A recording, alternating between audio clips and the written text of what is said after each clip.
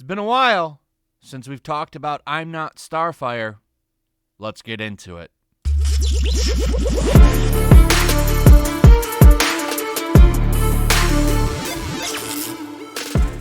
It's so easy to pick on the comic book industry, and it's mostly their own fault. It's mostly their own fault for making nothing but political comics and telling half of their customer base to get lost. And because of that, they've decided to pick up new areas and new readers that get exposed to comics. They no longer get exposed to Spider-Man comic books. They get exposed to My Hero Academia comic books. And this is the result. Top 20 graphic novels for June 2021, all manga. Of course, I've already talked about that. You want to see something really pathetic? If they want to get superhero comic books on the chart, they have to give it their own chart. Top 20 superheroes graphic novels. Oh, it's like a participation award. You know what I'm saying? So, I'm Not Starfire. If you don't know what that is, it's basically a YA graphic novel. The reason that DC Comic Books is making YA graphic novels, in case you don't know, is because young adult graphic novels actually sell pretty good. It's a market that makes money.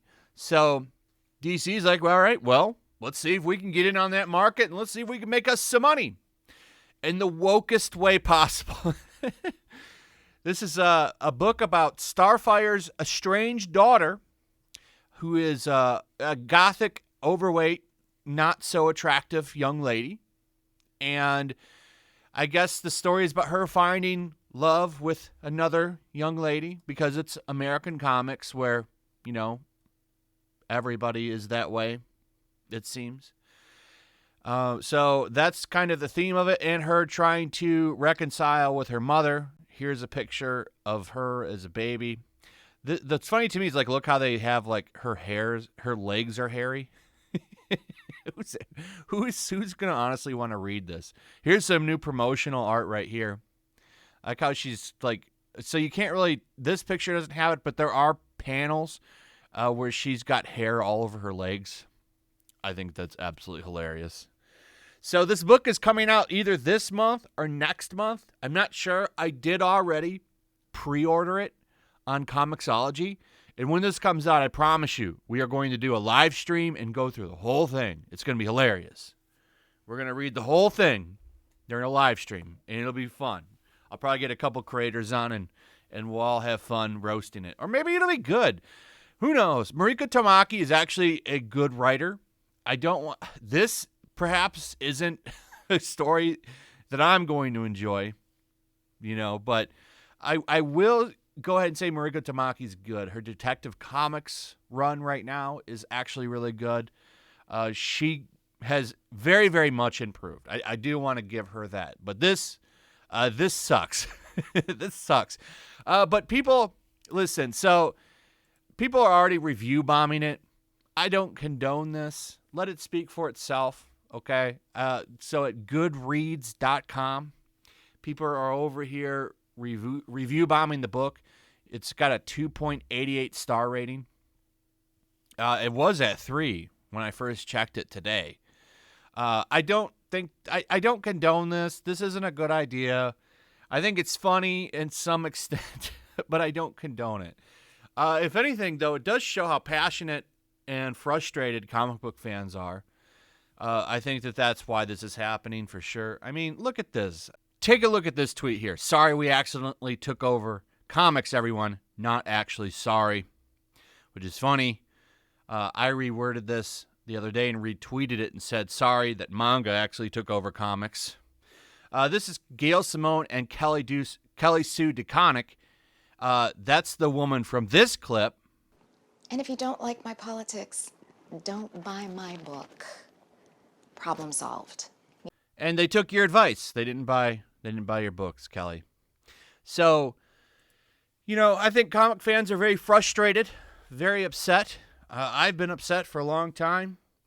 I've kind of been taking some pleasure in watching manga just ravage the comic book industry because of the way that comic book pros have treated fans. They've literally told half the country to F off If you don't share their ideology, they don't want you around. It's been this, are you good enough to be my fan mentality for years from them. It always should be the other way around. Am I good enough for you to be my fan is what a comic book pro should be saying.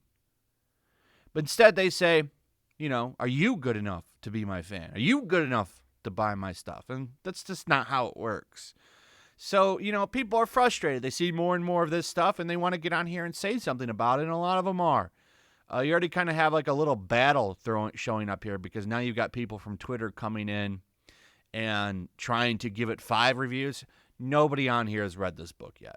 I just want to point that out. And I want to be clear, I don't think review bombing is the way to go.